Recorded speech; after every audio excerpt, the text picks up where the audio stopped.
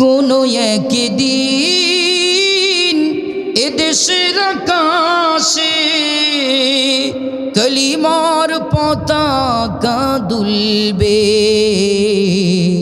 সেদিন সবাই আল্লাহরই বিধান পে দুঃখ বেদনা ভুলবে। বলেন আল্লাহ পাক বলেন যাক লিখাল কিতাবু লা রাইবা ফি। আরো জোরে বলেন আল্লাহু আকবার। এ কোরআনের ভিতরে ভুল তো দূরের কথা, কোনো প্রকার কোনো সন্দেহ নাই, কারণ কোরআন এ পৃথিবীর কোনো গ্রন্থ নয়। বাল হুয়া কুরআনুম মাজিদুম ফি লাউহিম মাহফুজ। সুবহানাল্লাহ বলেন। কোরআনের ভিতরে কোনো ভুল আছে? এ কোরআন আমরা শুনবো, রাজি আছি কার? একটু দু হাত উঁচু করে দেখি। আল্লাহ এই হাতগুলো কবুল করুক, বলেন আমিন ইনশাআল্লাহ। 2 নম্বর, 6টি কারণে কোরআন শুনবে। 1 নম্বর ভুল নাই। 2 নম্বরে এ কোরআন কিছু জানার জন্য কোরআনুল কারীমের আলোচনা করার, শোনার ব্যবস্থা করার দরকার আছে না নাই? ওয়া ইন্নাহু লাযিকরুল লাকা ওয়া লিকওমিকা ওয়া সাওফা তুসআলুন। কোনো কিছু জানার দরকার, কোরআনের কাছে আসুন, কোরআন আপনাকে সব কিছুই জানিয়ে দেবে। সুবহানাল্লাহ বলেন না। এখানে এই যে তালিমুল কোরআন মাদ্রাসা, দেখেন আপনি আপনার সন্তানকে ডিসি বানান, এসি বানান, ডিসি ও এসপি বানান, আপনি ডক্টর বানান, ইঞ্জিনিয়ার বানান, ব্যারিস্টার বানান, জজ বানান, কোনো অসুবিধা না, কিন্তু শুরুতে এই কোরআনকে আপনি শিক্ষা দেন। সুবহানাল্লাহ বলবেন না। Teach your children the Holi Quran, the Holi Quran your teach your children everything. আপনি আপনার সন্তানকে এই কোরআনটা শিক্ষা দেন, কোরআন আপনার সন্তানকে সারা বিশ্বটাকে শিখিয়ে দেবে। কোরআন যদি একটা সন্তানের সিনার ভিতরে থাকে, ওই সন্তান যদি ডক্টর হয়, তাহলে মানুষের চিকিৎসার নামে হত্যা করবে না। কথা বলেন না কেন? কোরআন যদি একটা সন্তানের সিনার ভিতরে থাকে, ওই সন্তান যদি জজ হয়, ব্যারিস্টার হয়, আইনজীবী হয়, তাহলে মানুষের বিরুদ্ধে, আলেমদের বিরুদ্ধে অন্যায় রায় দিতে পারবে না, কারণ তার ভিতরে কি আছে? কোরআন আছে। সুবহানাল্লাহ বলবেন না। আমার ভাইয়েরা, একান্ত আপন জনের আমার 3 নম্বর কারণ, এ কোরআন শুনতেই হবে। তার কারণ হচ্ছে এই কোরআন আপনাকে আমাকে সঠিক এবং জান্নাতের পথ দেখাবে। জোরে কান সুবহানাল্লাহ। আল্লাহ পাক বলেন কদ জাআকুম বুরহানুম মির রাব্বিকুম ওয়া আনজালনা ইলাইকুম নূরাম মুবিনা। দুনিয়ায় এসে অসংখ্য আলোর অন্ধকারের পথ, এই অন্ধকারকে আলোকিত করার জন্য, জাহান্নামের পথ থেকে মানুষদেরকে সঠিক পথের দিশা দেখানোর জন্য, জান্নাতি পথ দেখানোর জন্য এ কোরআন আমি বিশ্ববাসীর কাছে নাজিল করেছি। জোরে কান সুবহানাল্লাহ বলেন না আল্লাহু আকবার। 4 নম্বর, কোরআন শুনতেই হবে, কারণ এ কোরআন আপনার শুনলে ঈমান বৃদ্ধি করবে। জোরে কান সুবহানাল্লাহ। ইযা যুকিরাল্লাহ ওয়াজিলাত কুলুবুহুম। কোরআন যখনই শোনানো হবে, তুলিয়াত আলাইহিম আয়াতুহু যাদাতুহুম ঈমানা। ঈমান বাড়িয়ে দেবেন কে? জোরে কান সুবহানাল্লাহ। 5 নম্বর, কোরআন শুনলে আল্লাহ পাক আসমান থেকে কল্যাণ নাজিল করবেন, বরকত নাজিল করবেন। জোরে কান সুবহানাল্লাহ।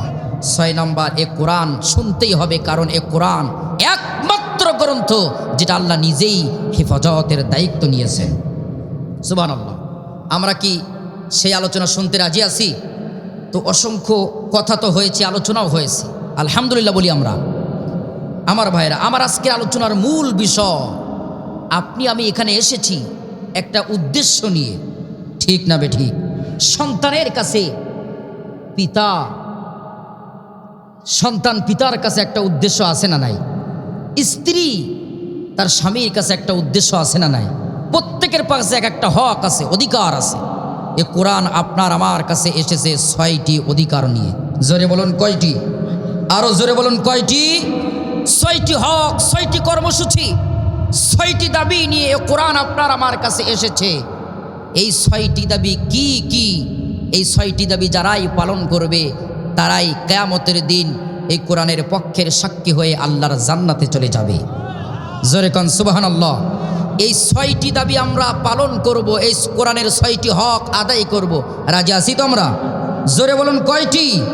তার আগেই যেখানেই আলোচনা হয় সেখানেই মা বোনদের আগমন সমাগম কম হয় নাকি বেশি হয়? জোরে বলেন কম হয় নাকি বেশি হয়? সেই মা বোনদের জন্য 5টা মিনিট আমরা আলোচনা করব, তারপরেই মূল আলোচনায় ফিরে আসব।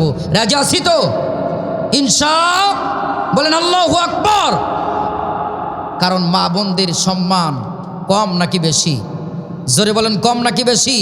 তাদের ব্যাপারে 5টা মিনিট আলোচনা করার দরকার আছে না নাই? আমার ভাইয়েরা, গভীর রজনীতে মা খাদিজা রাদিয়াল্লাহু তাআলা আনহা ঘুম থেকে জাগ্রত হয়েছেন। খাদিজা যে সময় ঘুম থেকে জাগ্রত হয়েছেন, আল্লাহর নবী লক্ষ্য করে দেখলেন গভীর রজনীতে খাদিজার চোখ থেকে টপ টপ করে পানি পড়তেছে। আল্লাহর নবী ডাক দিয়ে বলেন, খাদিজা, পৃথিবীর সব মানুষ ঘুমিয়ে গিয়েছে, তুমি কেন গভীর রজনীতে বসে বসে কান্নাকাটি করতেছ? আমি হয়তো কিছুটা হলেও বুঝতে পেরেছি, ইসলাম কবুল করার পূর্বে তুমি এই পৃথিবীর বুকে আনন্দ ছিলে, জীবনটা তোমার সুখময় ছিল। ইসলাম কবুল করার পর আমার কাছে আসার পরে তোমার জীবনটা অনেক কষ্ট কাটতেছে, এই জন্য মনে হয় তুমি কাঁদতেছ। খাদিজা ডাক দিয়ে বললেন, ইয়া রাসূলুল্লাহ, ইয়া হাবিবাল্লাহ, এমন কথা আপনি বলবেন না, এমন কথা বলে আপনি আমার কষ্টটা বাড়িয়ে দিবেন না, চোখের পানি বাড়িয়ে দিবেন না। আল্লাহর নবী ডাক দিয়ে বললেন, তাহলে খাদিজা কাঁদো কেন? খাদিজা ডাক দিয়ে বলেন, ইয়া রাসূলুল্লাহ, দুনিয়ার কোনো আনন্দের জন্য, দুনিয়ার কোনো মোহের জন্য, দুনিয়ার কোনো শান্তির জন্য, সুখের জন্য আমি কাঁদি না। আমি কাঁদি গভীর রজনীতে আমার ভয় হয়, কবরের ভয়, গভীর রজনীতে ভয় হয় আল্লাহর ভয়। আমি তো জানি না আমার বিগত জীবনের গুনাহগুলো আমার আল্লাহ ক্ষমা করবে কি করবে না, কারণ গুনাহ ক্ষমা করার মালিক কে? আরো জোরে বলেন কে? জীবনের গুনাহগুলো মাফ করে দাও, আমি পাপী গুনাহগার, তুমি দয়াময়। আল্লাহু আকবার।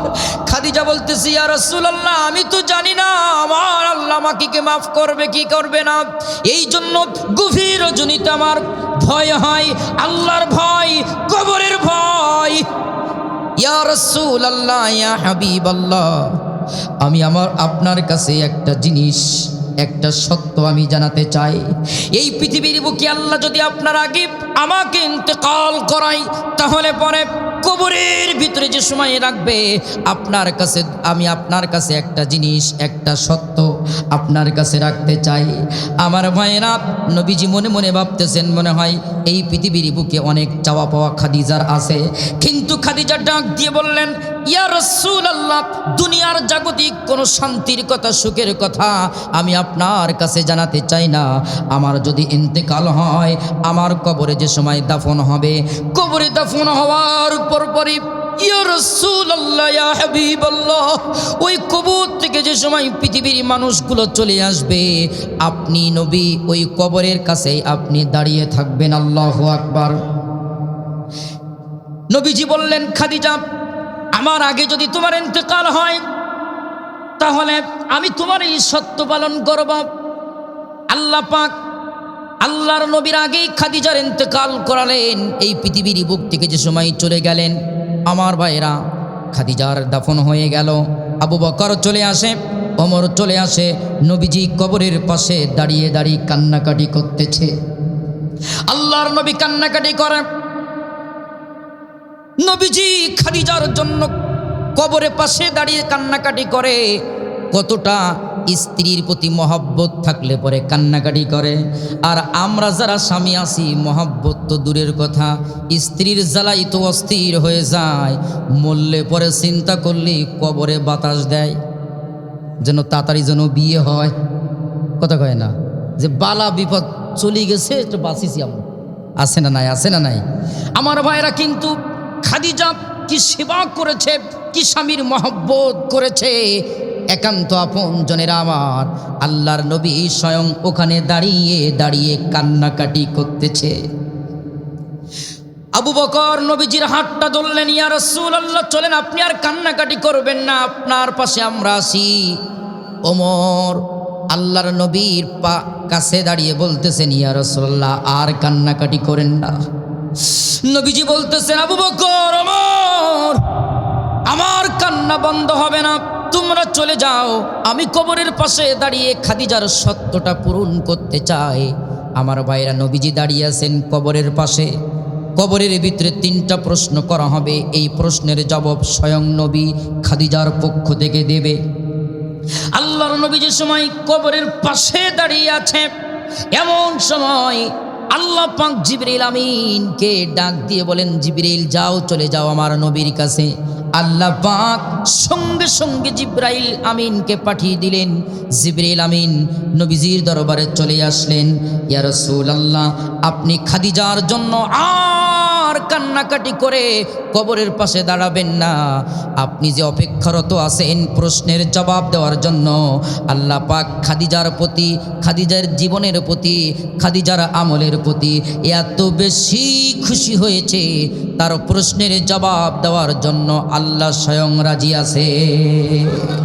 আরো জোরে বলেন আল্লাহু আকবার। আমার ভাইয়েরা, সেই খাদিজা আল্লাহর নবীর কাছে বলতেছেন, ইয়া রাসূলুল্লাহ, ইয়া হাবিবাল্লাহ, আল্লাহ আমাকে কি মাফ করবে না? আল্লাহর নবী বললেন, খাদিজা, ইসলামের জন্য, কোরআনের জন্য, আমার জন্য যে ত্যাগ তিতিক্ষা তুমি করেছো, কত নিদারুণ তুমি কষ্ট করেছো, আল্লাহ পাক তোমাকে শুধু মাফ করে নাই, স্বয়ং আরশে আজিম থেকে এই পৃথিবীর বুকে তোমাকে সালাম জানিয়েছে এবং তোমাকে জান্নাতি রমণী হিসেবে ঘোষণা করেছেন। জোরে কোন সুবহানাল্লাহ। নবীজির প্রশ্নে এই কথা শোনার পরপরই খাদিজা আনন্দিত হলেন, প্রশ্ন আরো এক ধাপ বাড়িয়ে দিলেন আল্লাহর নবীর কাছে। এবার বললেন, ইয়া রাসূলুল্লাহ, আল্লাহ আমাকে সালাম দিয়েছেন, জান্নাতি রমণী হিসেবে ঘোষণা করেছেন, কিন্তু আমি মা, আমার পেটের কন্যা হলো ফাতিমা। আল্লাহ পাক আমাকে জান্নাতের রমণী না বানিয়ে কেন ফাতিমাকে জান্নাতের রমণী বানিয়েছে? কারণ নারীরা সব সহ্য করতে পারে, একজন আরেকজনের উপরে যাক এটা দেখবেন অনেকেই সহ্য করে না। কথা বলেন ঠিক কিনা? প্রমাণ যদি চান, আজকে যারা এখানে এসেছেন, কারোর বাড়িতে যদি দাওয়াত খেয়ে থাকেন, বাড়ি যে নিজের স্ত্রীর কাছে বলবেন, কি দাওয়াত খেয়েছি, কত সুন্দর রান্না, কত সুন্দর পাক, এই কথা বলা শুরু, স্ত্রীর জবাব আসতে দেরি নাই, বলবে ঠিক আছে আজকের পর থেকে ওই বাড়িতেই যাও। কথা কয় না? কথা কয় না? সব জায়গায় সব প্রশংসা করতে নাই। এই জন্য আমি মানুষ ছোট হলেও সব জায়গায় ওয়াজ করার পর বাড়িতে যেয়ে বলি, বাংলাদেশের অলিতে গলিতে এমন কোনো জায়গা নাই, এমন কোনো ঘর নাই যে আমি সেই জায়গার রান্না বান্না খাই নাই। সব খাওয়া দাওয়া করি, কিন্তু কোনো জায়গায় স্বাদ পাই না। তোমার হাতের রান্না ছাড়া কোনো কিছু আমার ভালো লাগে না। কথা কয় না? কারণ 3 জায়গায় মিথ্যা বলাও জায়েজ আছে। আল্লাহু আকবার বলেন, সুবহানাল্লাহ বলবেন না?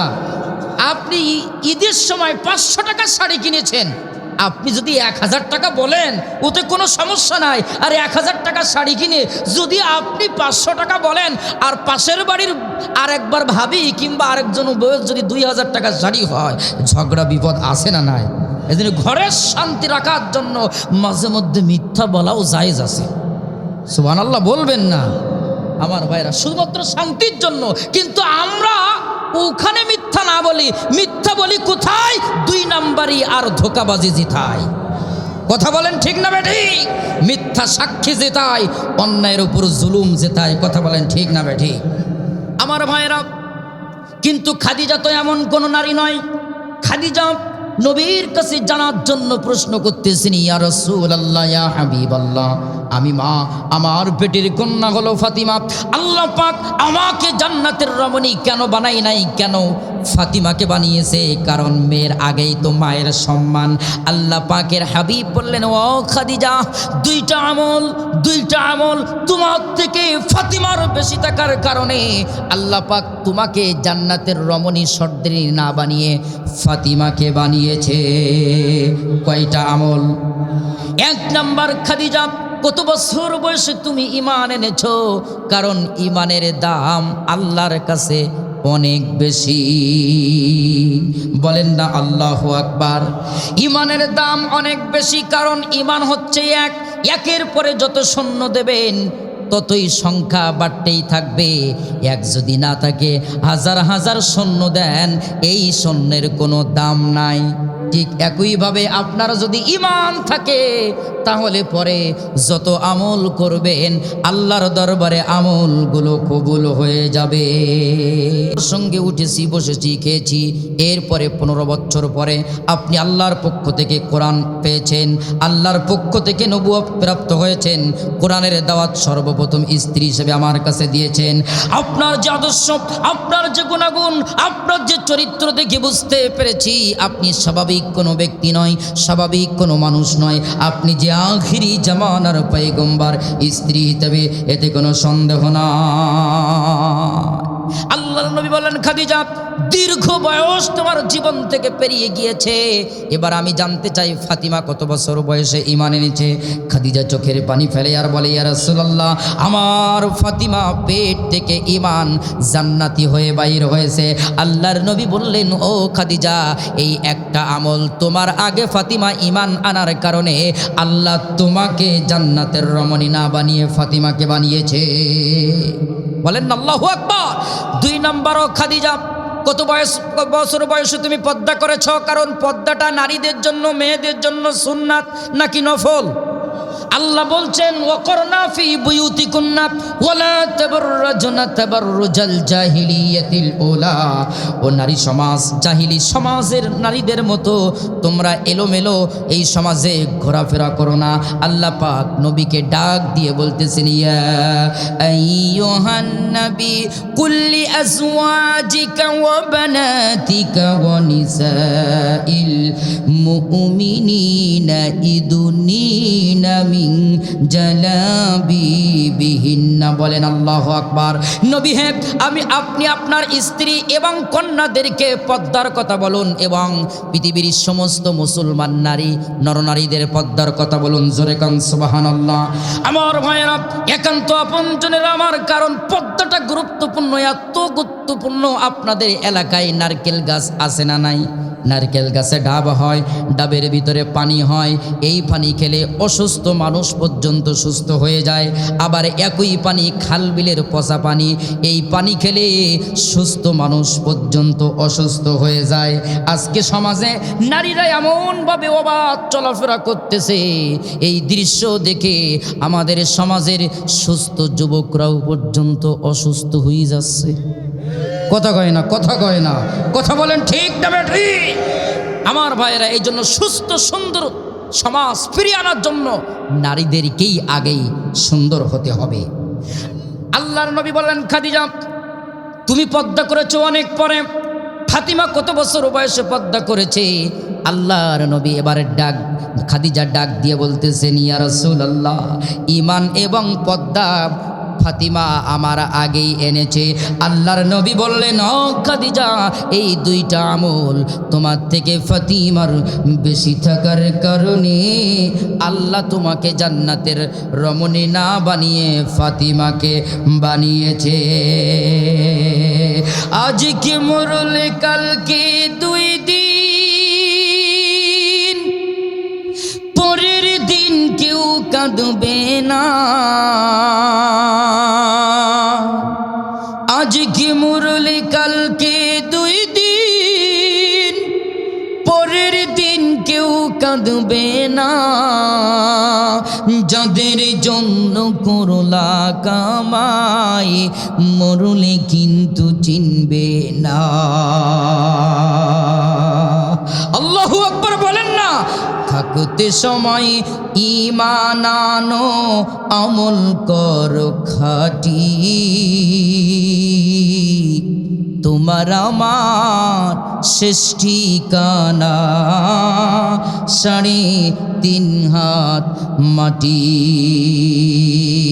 তোমার আমার শেষ ঠিকানা অন্ধকার ওই কবরের মাটি।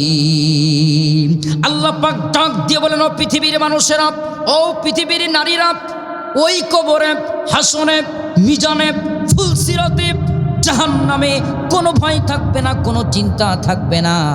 আমরা প্রশ্ন করলাম, আল্লাহ কাদের জন্য কোনো ভয় থাকবে না? আল্লাহ পাক বলেন, তাদের জন্য কোনো ভয় থাকবে না। ওয়ালা তাহিনু ওয়ালা তাহজানু ওয়া আনতুমুল আ'লাউনা ইন কুনতুম মুমিনিন।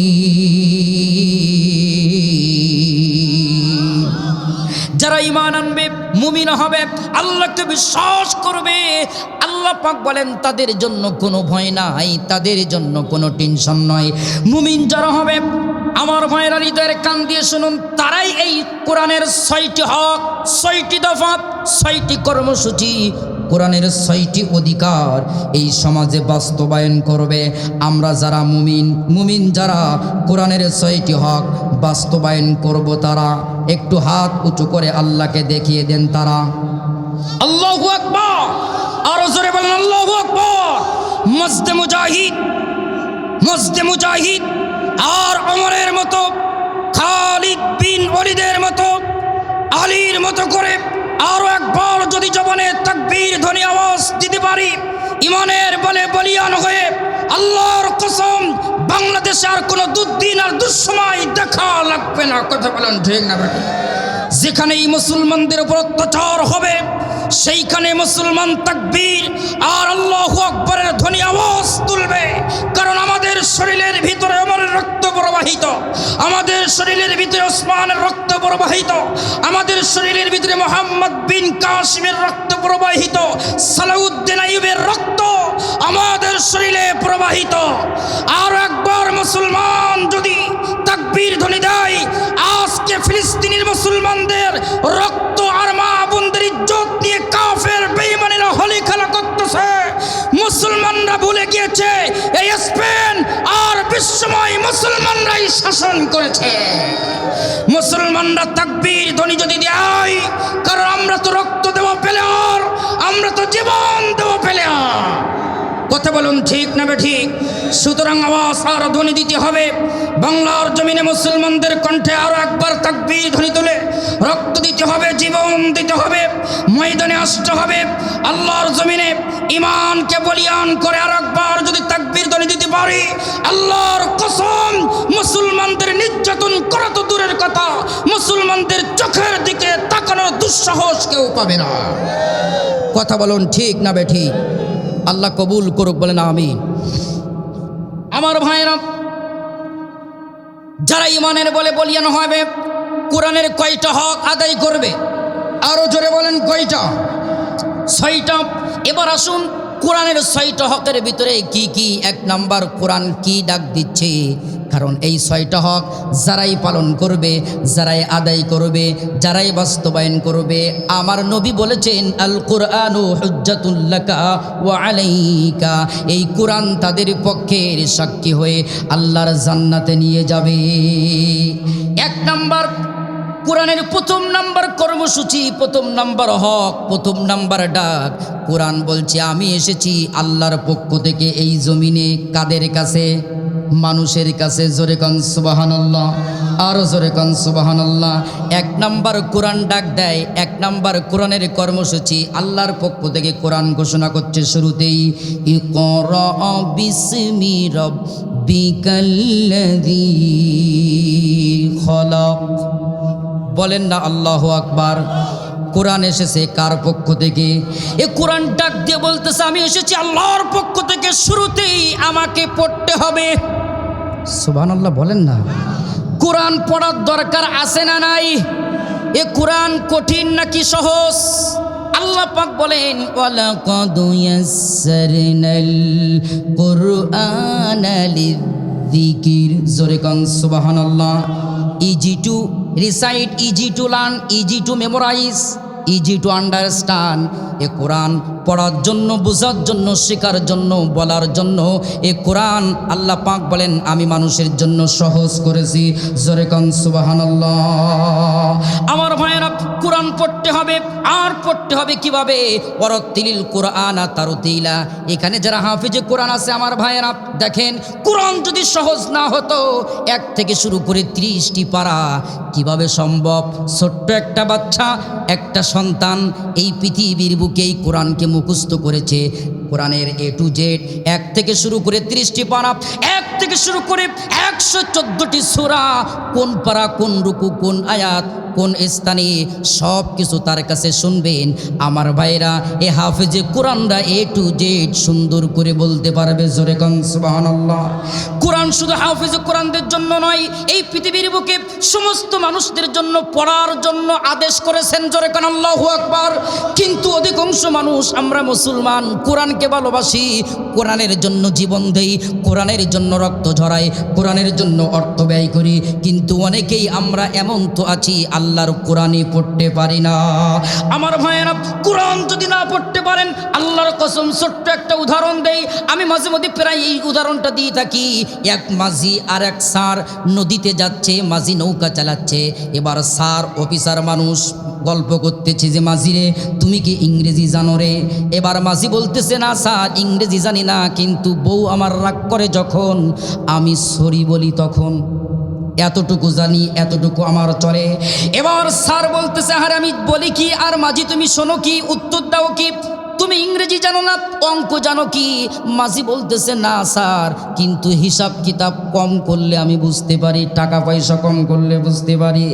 মাঝি বলতেছে আমি বলে কি, এই স্যার বলতেছে আমি বলে কি, আর মাঝি উত্তর দেয় কি, তুমি তো অঙ্কও জানো না, তুমি কি এবার ইতিহাস জানো?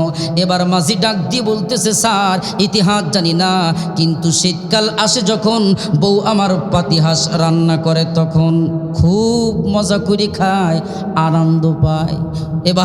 এবার স্যার ডাক দিয়ে বলতেছে আমি প্রশ্ন করে কি, আর একটার পর একটা তুমি উত্তর দাও কি, তুমি অঙ্ক জানো না, ইংরেজি জানো না, ইতিহাস জানো না, ভূগোলের ধারে কাছেও তো নাই, তোমার জীবনের তো 12 আনা শেষ হয়ে গেছে। এবার প্রশ্ন করতে করতে, গল্প করতে করতে নৌকাটা চলে গিয়েছে নদীর একবারে মাঝ প্রান্তরে। এবার মাঝি লক্ষ্য করে দেখলেন পূর্ব দিগন্তে, দক্ষিণ আকাশে বিশাল কালো মেঘ জমা হয়েছে, একটু পরেই ঝড় হবে, বৃষ্টি হবে, নৌকা ডুবে যাবে। মাঝি হাবভাব দেখে বুঝতে পেরেছে। এবার মাঝি স্যারকে ডাক দিয়ে বলতেছে স্যার আপনি কি সাঁতার জানেননি? স্যার ডাক দিয়ে বলতেছে জীবনে অঙ্ক পড়েছি, ইংরেজি পড়েছি, ম্যাথমেটিক্স করেছি, ইতিহাস পড়েছি, ইকোনমিক্স পড়েছি, এরপরে ফিজিক্স, কেমিস্ট্রি, বায়োলজি, অনেকগুলো সাবজেক্ট সম্পর্কে অবগতি আছে, কিন্তু জীবনে কোনো দিন তো সাঁতার শিখিনি।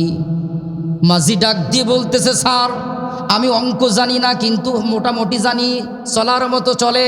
আমি ইংরেজি জানি না, কিন্তু কোথায় কি বলতে হয়, সরি, লাভ ইউ, এগুলো আমি ভালো বুঝি। আমি ইতিহাস জানি না, ভূগোল জানি না, কোনো কিছু জানি না, কিন্তু যতটুকু জানি এর দ্বারাই আমার জীবনটা পরিচালনা করতে পারি। আমার এতটুকু না জানার কারণে আমার জীবনের যদি 12 আনা শেষ হয়, এক্ষুনি ঝড় আসবে, এই নৌকা ডুবে যাবে, আমার ক্যারেগারি শেষ হয়ে যাবে। আপনি যদি সাঁতার না জানেন, আপনার জীবনের 12 আনা আর 16 আনা নয়, এক্ষুনি আপনার জীবনের প্রদীপটাই নিভে যাবে। অন্ধকার জীবনে, এই আলোকিত জীবনে অন্ধকার নেমে আসবে। জীবনে সব শিখেছেন, অঙ্ক করেছেন, ইংরেজি পড়েছেন, economics, physics, chemistry, biology, mathematics, ব্যবসা বাণিজ্য, সংসার, ধর্ম, সব কিছু করার সময় পেয়েছেন, সুযোগ পেয়েছেন, আনন্দ করেছেন, কিন্তু আল্লাহর কসম কোরআন পড়েননি। কোরআন কোরআন শেখার সময়ও আপনি পাননি, কিয়ামতের দিন যে সময় ঝড় আসবে অবস্থা কি হবে আল্লাহ পাক পৃথিবীর মানুষদেরকে জানিয়ে দিচ্ছেন, ওমান আ'রাদা আন যিকরি ফাইন্না লাহু মাঈশাতান দানকা ওয়া নাহশুরুহু ইয়াউমাল কিয়ামাতি আ'মা قال رب لم حشرتني أعمى وقد كنت بصيرا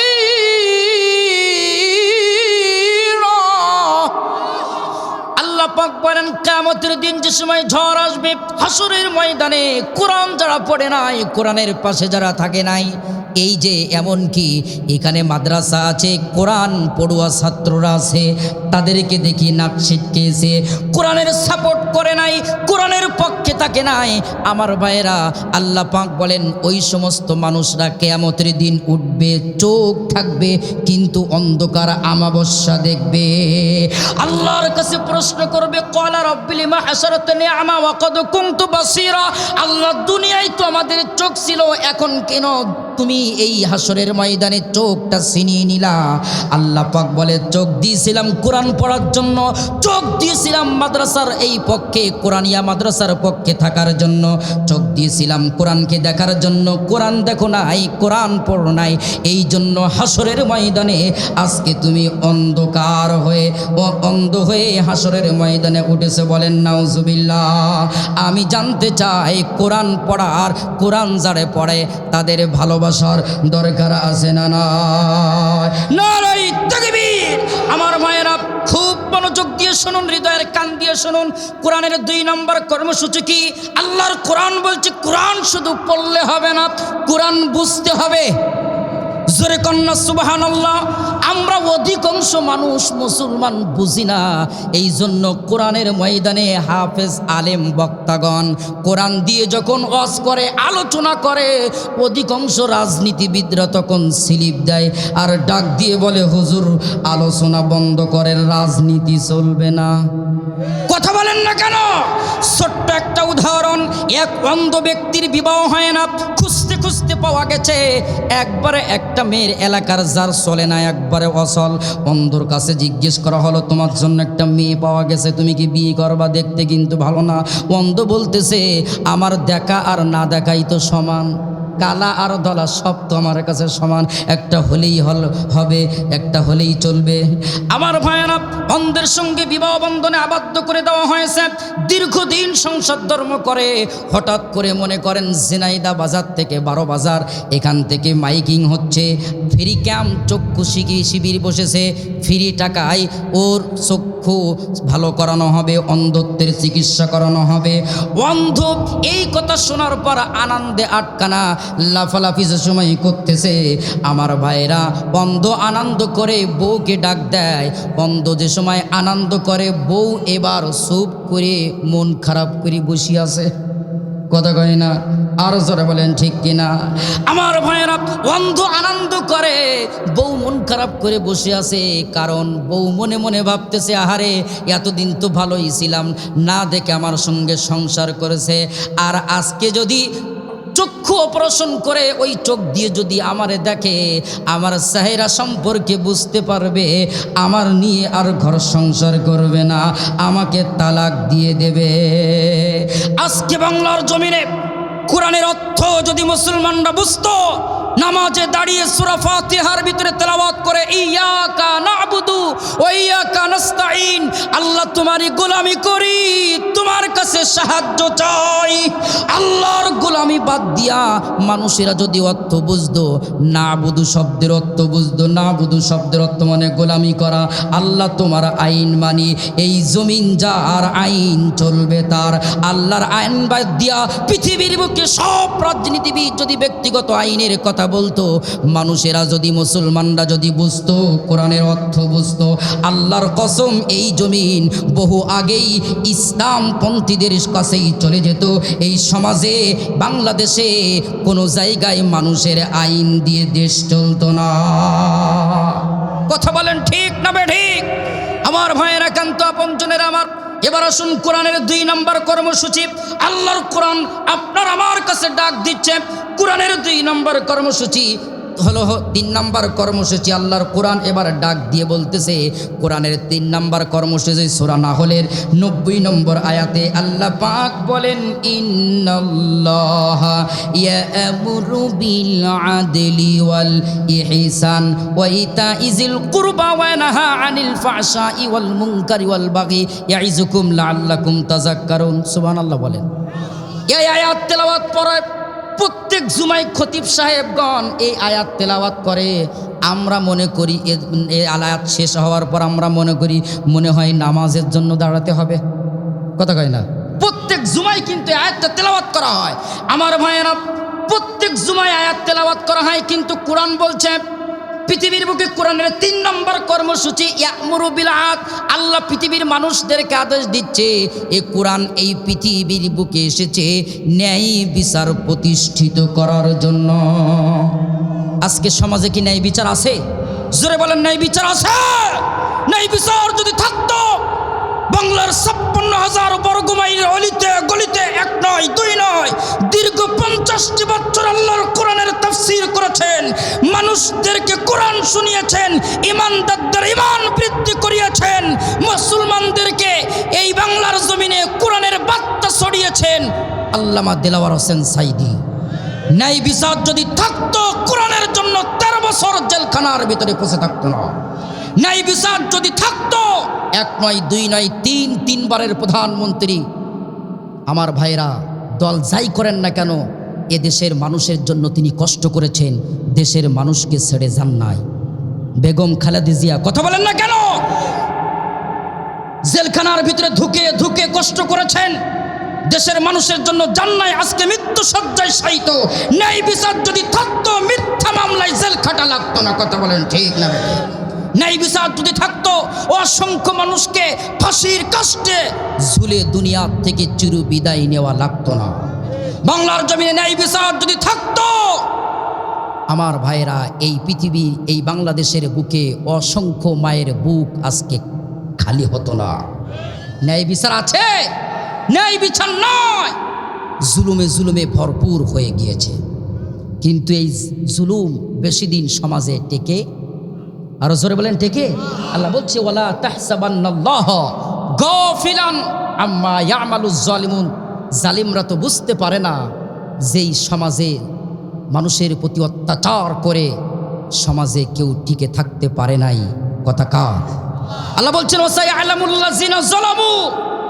জালিমরা অচিরেই বুঝতে পারবে যে চেয়ারের দাপটে, ক্ষমতার দাপটে আর গুলির দাপটে মুসলমান আর মানুষের প্রতি নির্যাতন করেছে, অচিরেই তারা দেশ থেকে পালিয়ে যাবে। কথা কা? আপনি যে দলই করেন না কেন, মানুষের প্রতি যারা জুলুম করবে, সমাজে যারা টিকে থাকতে পারবে না। বাংলাদেশের বুকে যারা রাজনীতি করেন, আল্লাহর কসম, রাজনীতি করতে যে যদি মানুষের প্রতি জুলুম করেন, আগেরটা তো পিছনের দরজা দিয়ে পালানোর সুযোগ পেয়েছে, আগামীতে যারা রাজনীতি করবে, মানুষের প্রতি যারা জুলুম করবে, আল্লাহর কসম, বাংলাদেশের বুকে 18 কোটি মানুষ আর পালানোর জন্য সুযোগ দেবে না। রাজনীতি করবেন মানুষের কল্যাণে, রাজনীতি করবেন ইসলামের জন্য, রাজনীতি করবেন কোরআনের জন্য।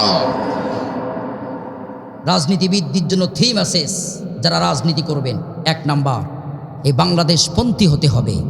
2 নাম্বার, শুধু বাংলাদেশপন্থী নয়, ইসলামপন্থী আপনাকে হতে হবে।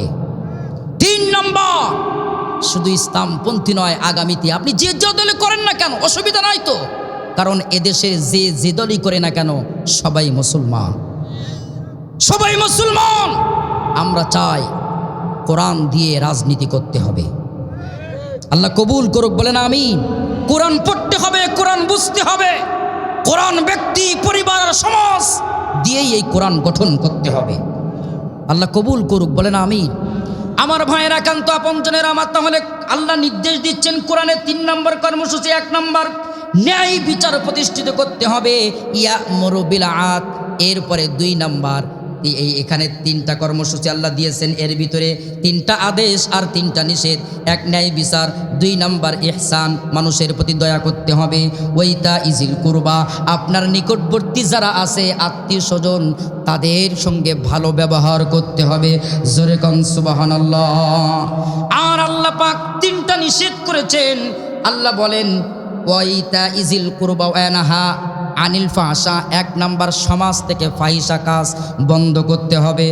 কিন্তু এখন ফাহিশা কাজ কেমনে বন্ধ হবে? এখন বিয়ে করার পরও এখন ফেসবুক লাইভে আসে, বলে দোস্ত দেখ কি না বিয়ে করেছি, কত সুন্দরী আমার বউ, আছে না নাই?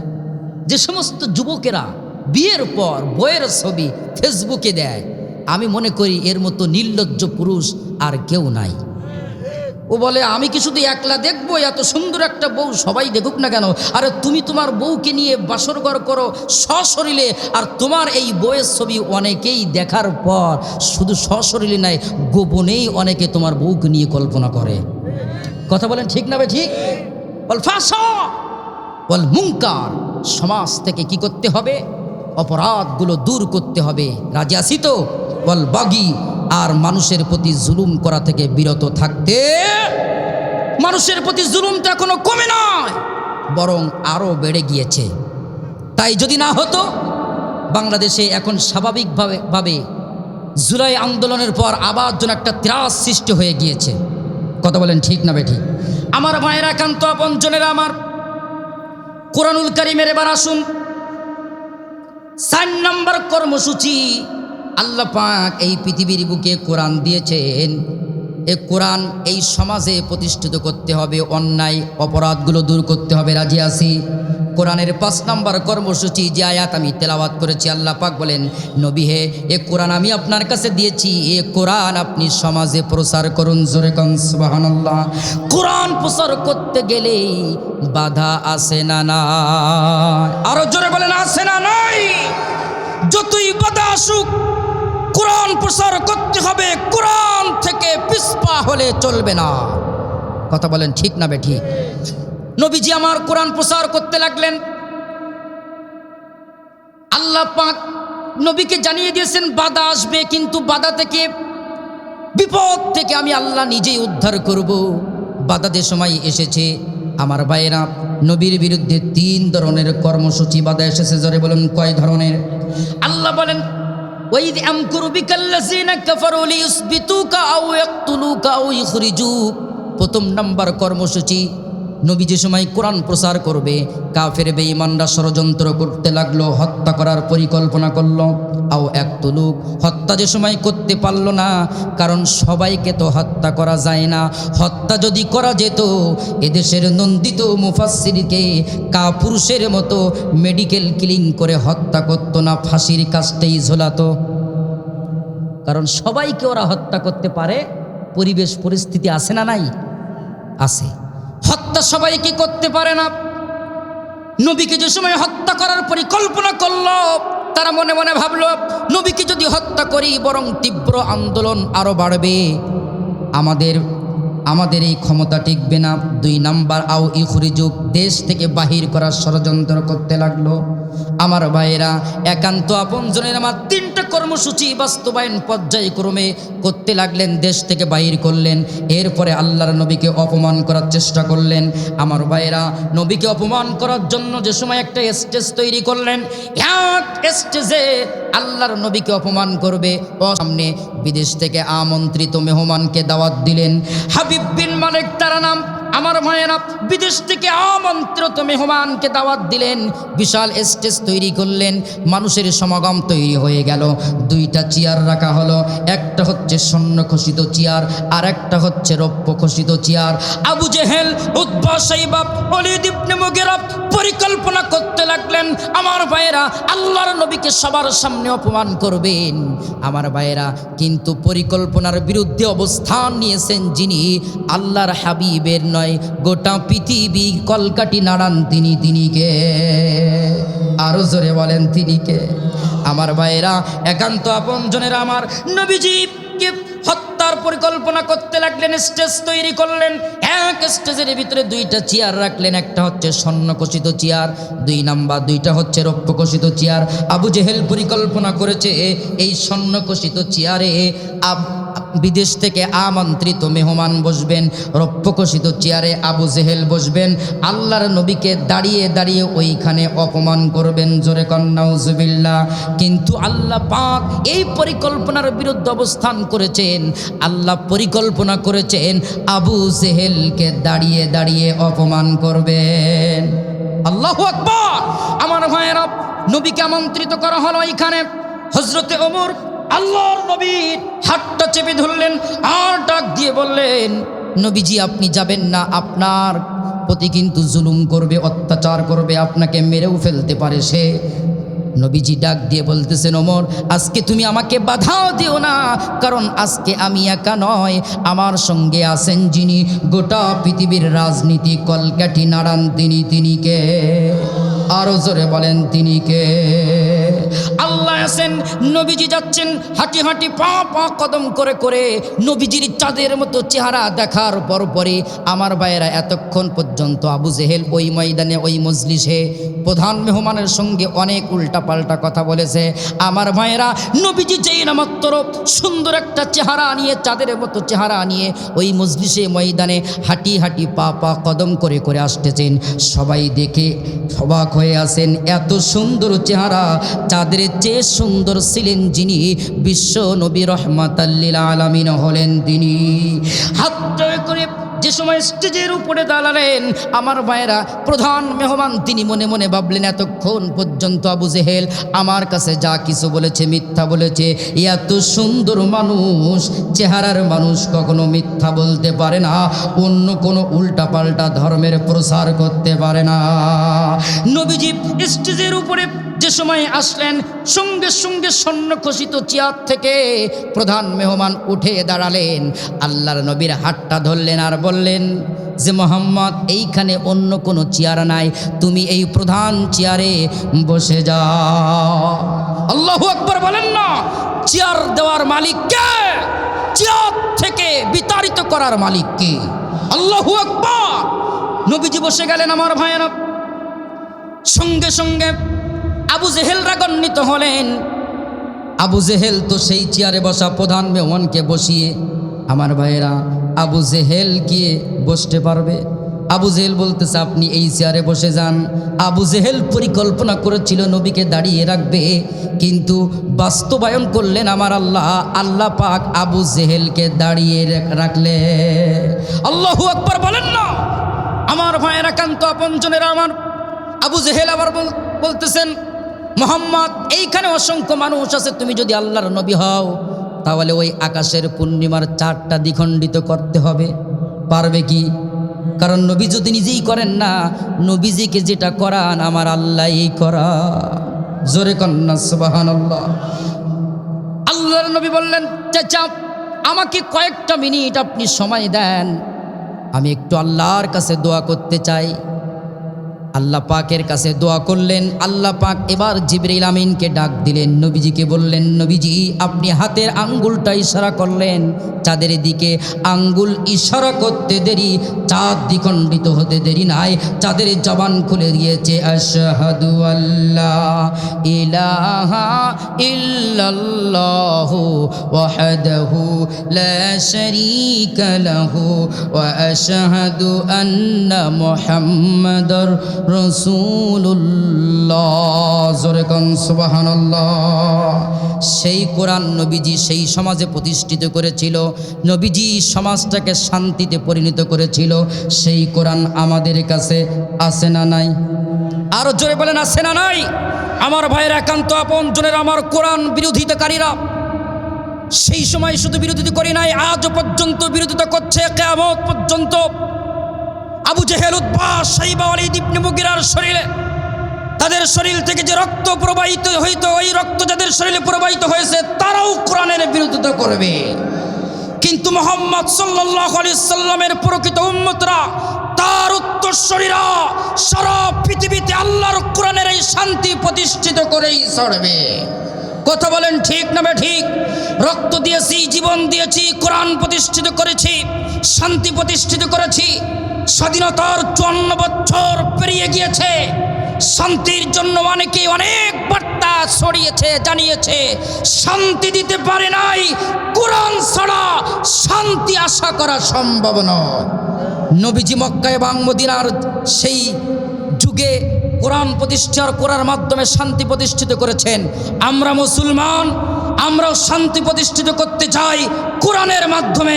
কথা বলুন ঠিক না ঠিক? কোনো একদিন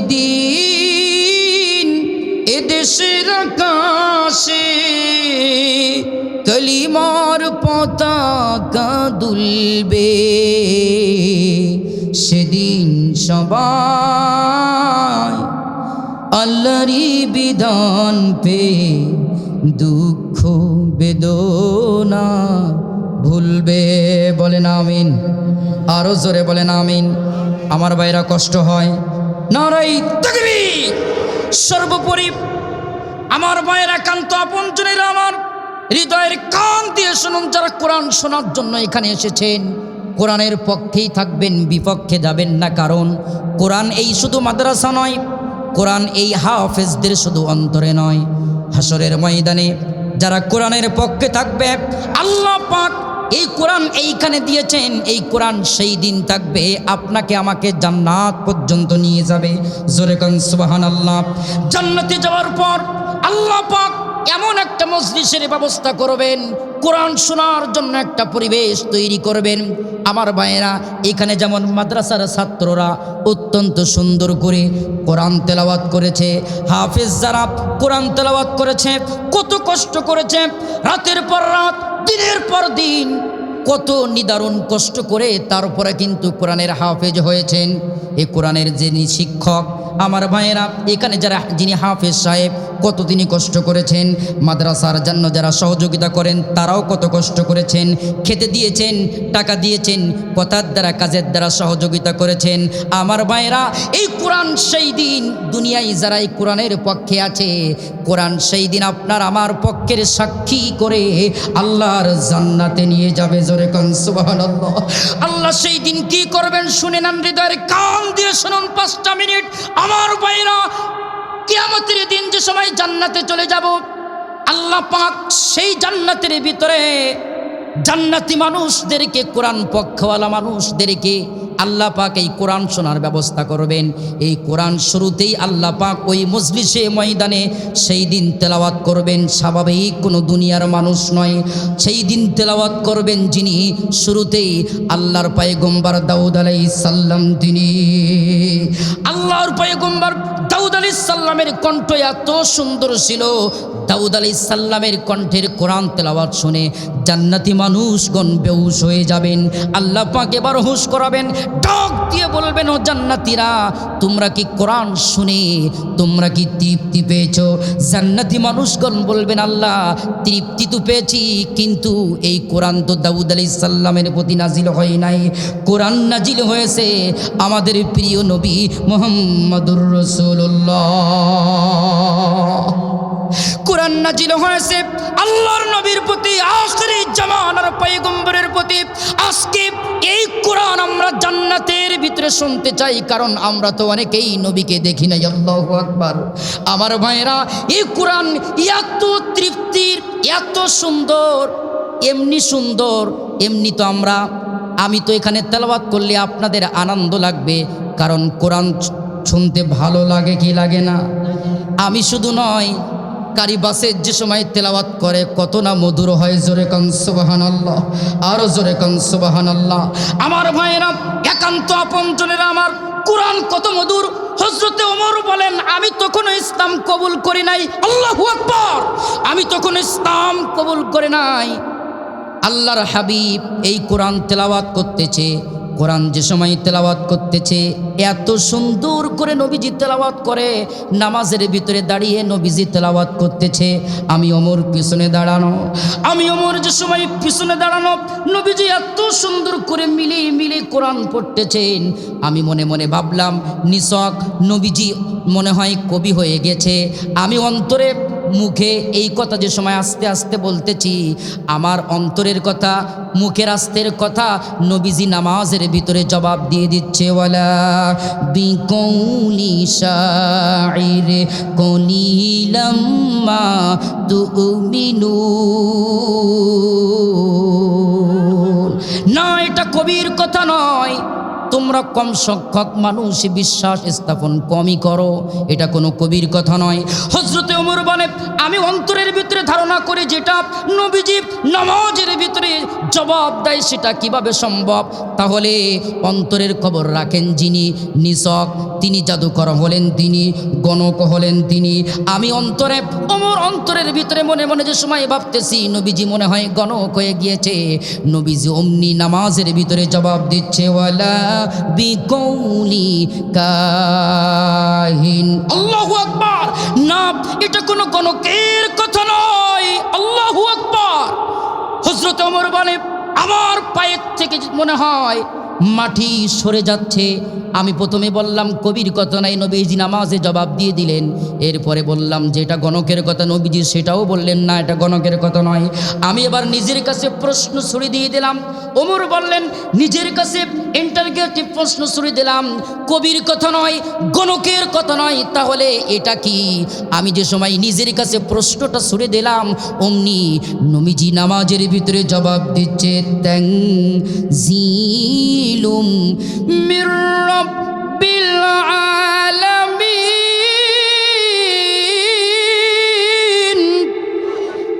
এটা কবির কথা নয়, গণকের কথা নয়, এটা হচ্ছে বিশ্বজাহানের মালিক আল্লাহর কথা। বলেন না আল্লাহু আকবার। আমার ভাইয়েরা, সেই নবীজি জান্নাতের ভিতরে জান্নাতি মানুষদের কথার কারণে বলবে, আল্লাহ আমরা নবীজির জবান থেকে কোরআন শুনতে চাই। আমার ভাইয়েরা, এবার আল্লাহর নবী এই কোরআন তার কণ্ঠে তেলাওয়াত করবেন। সুবহানাল্লাহ। ইয়াসিন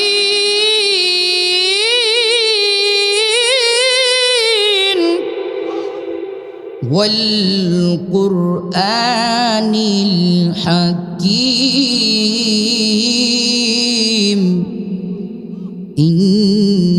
ইন্নাকা লামিনাল মুরসালিন।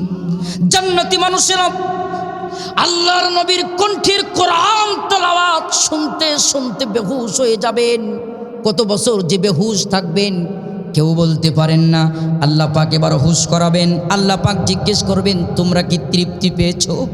জান্নাতি মানুষগণ সেই দিন আল্লাহর কাছে আরজ করে বলবেন, আল্লাহ তৃপ্তি পেয়েছি, আনন্দ পেয়েছি, কিন্তু এই কোরআন তো দাউদ আলাইহিস সালামের নয়, এই কোরআন তো নবীর নয়, এই কোরআন কার?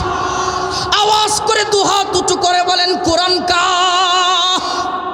জান্নাতি মানুষগণ ডাক দিয়ে আল্লাহকে বলবেন, আল্লাহ এই কোরআনের জন্য রক্ত দিয়েছি, কোরআনের জন্য জীবন দিয়েছি, কোরআনের জন্য ফাঁসির মঞ্চে ঝুলেছি, কোরআনের জন্য পৃথিবীর মায়া মহাব্বত ত্যাগ করেছি, রাতের আরামের ঘুমটা হারাম করে কোরআন পড়েছি, কোরআনকে চুমুকেছি, কোরআনিয়া মাদ্রাসাকে ভালোবেসেছি, হাফেজদেরকে ভালোবেসেছি, হাফেজে কোরআনদেরকে ভালোবেসেছি। আল্লাহ এই কোরআনকে ভালোবেসে হাফেজে ছাত্রদেরকে খেতে দিয়েছি, অর্থ দিয়েছি, টাকা দিয়েছি, সেই কোরআন শুনেছি। তোমার কিতাব, এটা তো মুহাম্মদ সাল্লাল্লাহু আলাইহি ওয়াসাল্লামের কিতাব নয়। আল্লাহ এই কোরআন আজকে তোমার কণ্ঠ থেকে আমরা শুনতে চাই। আল্লাহু আকবার। কি সুন্দর একটা পরিবেশ তৈরি হয়ে যাবে। আল্লাহ পাক নিজেই এবার জান্নাতি মানুষদের আবদার পূরণ করে তিনি এবার কোরআন তেলাওয়াত করবেন। আমার ভাইয়েরা, বেয়াদবি নিবেন না। আল্লাহর তেলাওয়াত আর আমাদের তেলাওয়াত এটা তো নিছক একটা উদাহরণ মাত্র। আল্লাহ পাক সূরা আর রহমান এবার তেলাওয়াত করে জান্নাতি মানুষদেরকে শোনাবেন। আর রহমান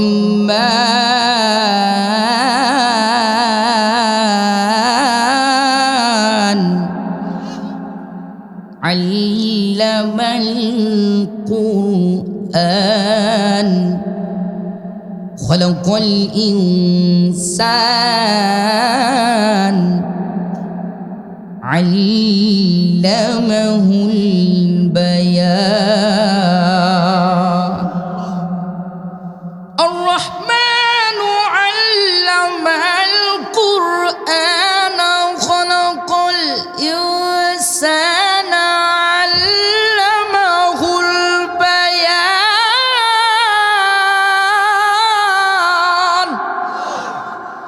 কুরআনের বাণী যে আল্লাহ